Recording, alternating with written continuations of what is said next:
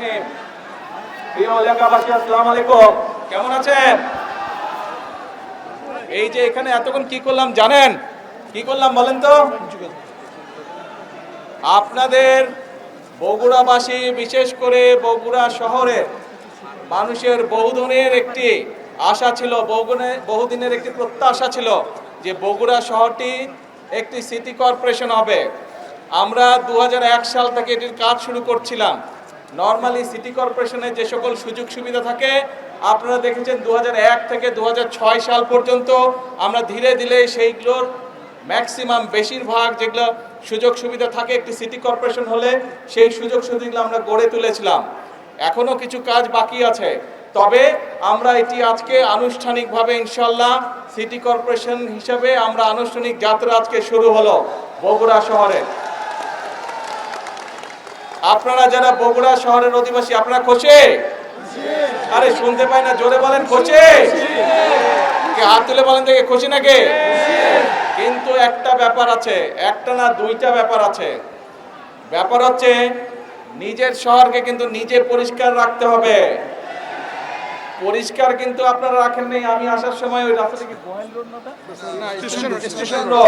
Station রোডে দেখলাম দুই পাশে অনেক ময়লা। আমি প্রশাসনের সাথেও কথা বলেছি, কিন্তু প্রশাসন একটা করবে, কিন্তু নিজের ঘর তো নিজেকে পরিষ্কার রাখতে হবে, তাই নয় কি? হ্যাঁ, এখন সেটা স্টেশন রোড হোক, গোহাইল রোড হোক, বনানী মাটিডালি হোক, ভিতরের রাস্তাগুলো হোক, যারা এই সিটি কর্পোরেশনের মানুষ, যারা সিটি কর্পোরেশনে আপনারা বাস করবেন, আমাদের নিজেদের শহরের যত্ন আমাদেরকে নিতে হবে, তাই তো?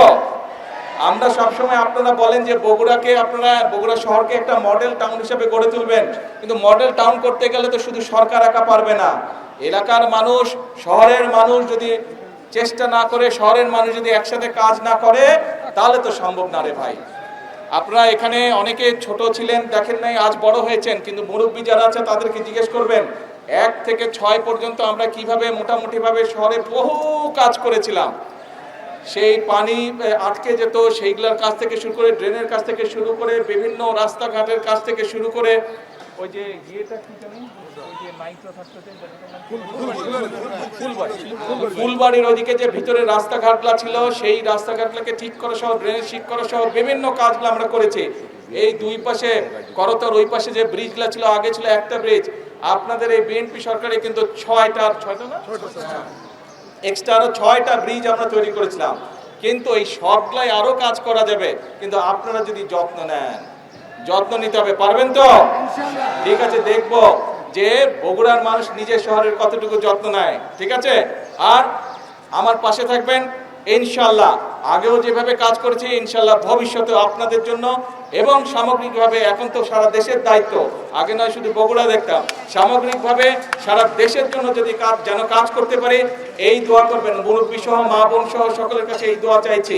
আমি বগুড়ার সন্তান, আপনাদের সন্তান, কিন্তু সারা দেশের মানুষ আজ দায়িত্ব দিয়েছে। সারা দেশের মানুষকে যাতে বগুড়ার মানুষের মতো সৃষ্টি করতে পারি, তাদের সমস্যার সমাধান করতে পারি, সেই দোয়াতে আমার বক্তব্য শেষ করছি। আল্লাহ হাফেজ, আসসালামু আলাইকুম।